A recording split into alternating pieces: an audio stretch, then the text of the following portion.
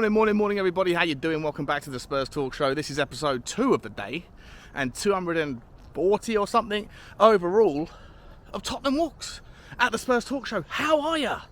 Hope you're happy and healthy, doing the things you love with those that you love doing them with. Please do me a favour, guys, like you always do. Hit the like button on the video. Hit the subscribe on the channel if you haven't already. Hit the notification bell and drop a comment. Let me know your thoughts on today's topic, which is Tottenham Takeover talk.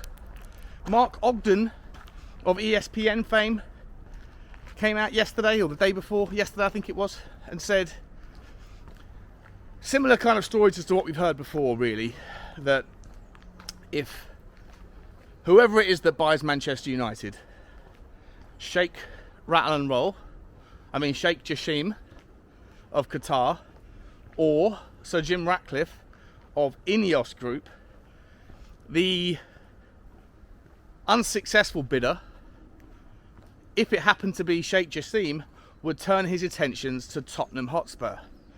The on again, off again, ridiculous saga that is the Manchester United takeover has been going on for months.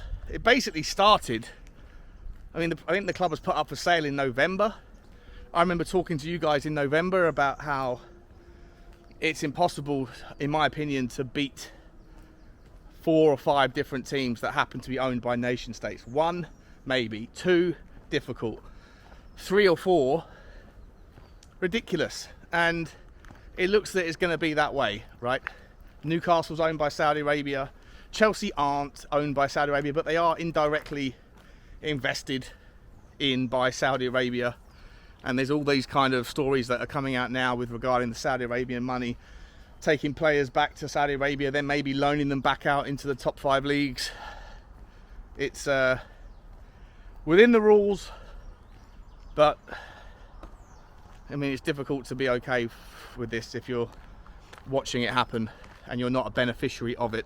Anyway, then you've got Manchester City owned by Abu Dhabi, and it looks likely that Manchester United will be owned by Qatar. However, Sir Jim Ratcliffe isn't going away. He still wants to be the owner of Manchester United. Personally, for me, guys, like I said, I've said before, I'm at the point now where if you can't beat them, join them. And I would love Sir Jim Ratcliffe to take over Manchester United so that Sheikh Jassim could take over Tottenham. And then I'll forget about all the problems I've mentioned and suddenly be right on board with all this stuff. Because, I'm an opportunistic flip-flop. When the cap fits, wear it with pride. What I would say is, look, I don't think that it's going to happen anyway. If Sheikh Jassim isn't successful, and every time he has lost a bidding war at the supposed final round, there subsequently has been another round, which has kicked the can down the road. And one of the consequences of this, put aside Tottenham for a second, or put aside any of the future ownership things, is that Erik ten Hag must be pulling his hair out if he had any left. Because how can they make transfer plans if they don't know who's the person who's going to be buying the players?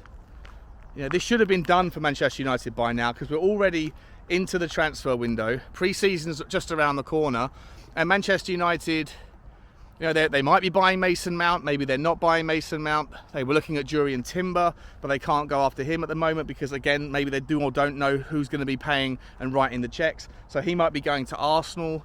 Harry Kane, are Man United really going to be able to convince Harry Kane to join them without a ridiculous amount of money? And is that ridiculous amount of money going to come if the Glazers are still writing the checks? Absolutely not.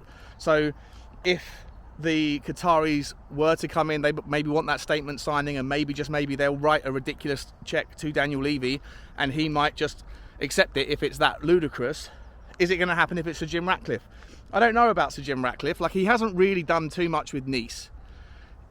He made a lot of promises there, and they haven't really been, followed through on. I don't really know where I sort of land with him. He's very ambitious, but he's a businessman, and businessmen look for value, look for opportunities to make money. I don't know if Qatar have that same eye on the prize or that same mindset. For them, it's more around success and dominating, and I think that they will see the rivalry with like Manchester City with Abu Dhabi. Like there's a double rivalry there, like a local rivalry in the geographic region and a local rivalry on the footballing side.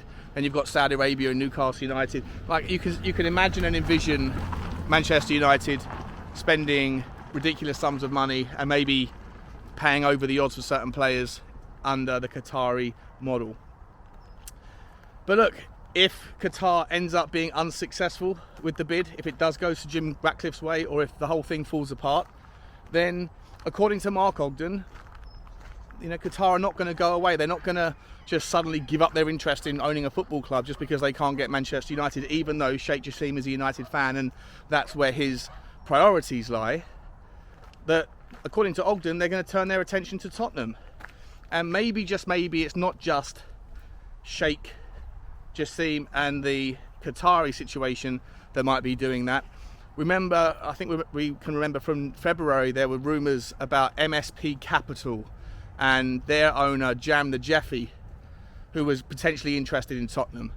A lot of those rumours were quashed when Daniel Levy went to the Cambridge Union debating hall and said that because we are technically still a stock exchange listed company, they're not actually on the stock exchange, but because they didn't get all of the minority shares from every little minority shareholder, they still have an obligation to present any takeover bids to the shareholders, which they haven't done because they say there haven't been any. However, he also said they haven't even had any discussions about selling the club. But you don't have to disclose you've had conversations. You only have to disclose if a formal bid comes in. And of course that hasn't happened. But I don't necessarily think that conversations around investments haven't happened just because he says there hasn't. We know that Daniel Levy can be liberal with the truth at times, just like most businessmen, most people that sit on boards. They say what they want you to know, not what you need to know, etc. Do I envisage any scenario where Tottenham could be taken over?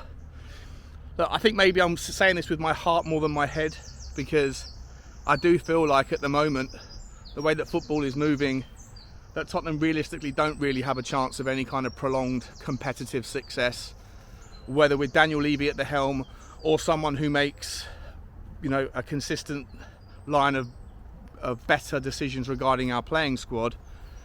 Because I just feel like the teams at the top that are owned by nation states, that are always figuring out ways to curtail and circumvent broad rules that are not very specific or fine-tuned, will always leave us wanting more, always leave us needing more.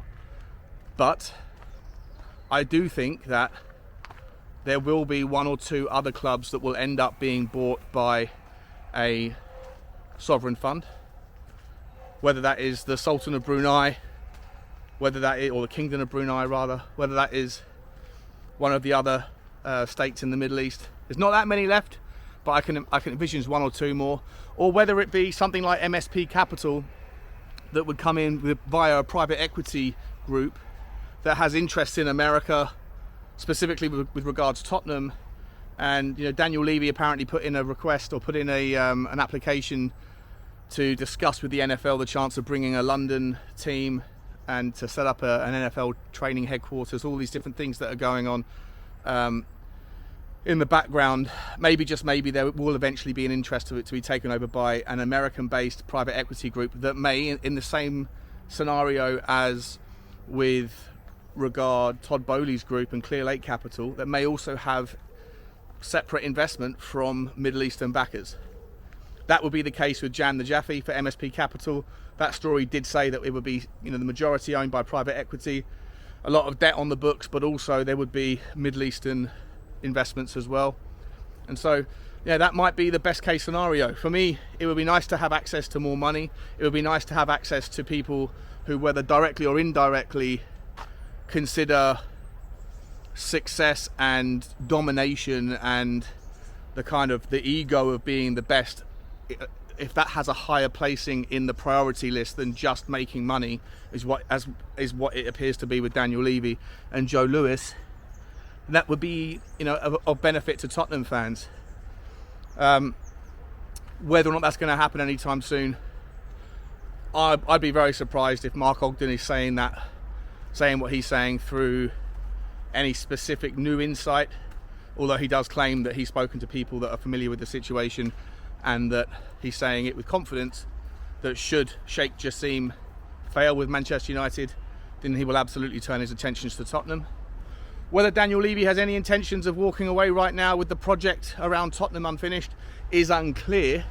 What I would say though is that in that situation, why can't there be an agreement in principle where the footballing side could be handed over to the people that are interested in the footballing side, and just cut up the entire project and say that Daniel Levy and Joe Lewis can continue their interests with the rebuilding and redevelopment, the gentrification of North Tottenham, and they can continue to have their interest in that regard, and we can hand over the reins to someone with a bit, of a different priority list with regards to the football team.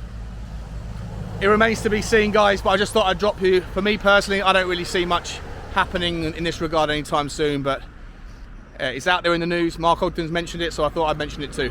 Let me know your thoughts. Like, subscribe and comment, and as always, bye bye.